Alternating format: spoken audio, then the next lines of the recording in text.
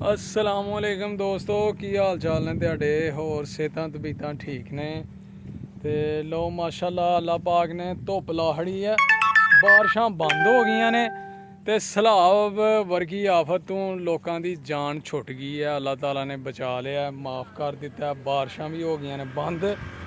ते सरकार दा मिलादुन नबी सल्लल्लाहु अलैहि वसल्लम जश्न ईद मिलादुन नबी 15वां मिलादुन नबी सल्लल्लाहु अलैहि वसल्लम अल्लाह ताला ने लोगों को इनाम दिता मिलाद की खुशी कि बारिश भी बंद हो गई है, सैलाब बंद हो गए ने, पानी रुक गए ने, ख़त्म हो गए ने ते दिन लग गए ने, धुप्पां निकल आईयां ने, फसलां लहलहा रही ने, मौसम हो गए ने साफ ते माशाल्लाह हरियां भरियां फसलां, लोग खुशहाल। जिहड़े लोगों का होया नुकसान बहुत ज़्यादा जानी माली नुकसान होया पंजाब च, लेकिन इंशाल्लाह वक्त दे नाल वो भी जख्म भर जाने ने, अल्लाह खैर करेगा।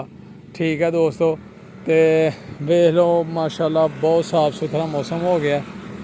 ते साडी वीडियो नू फॉलो करो, चैनल नू सबसक्राइब करो, लाइक करो, शेयर करो, ज़्यादा तो ज़्यादा साढ़े चैनल नू सपोर्ट करो।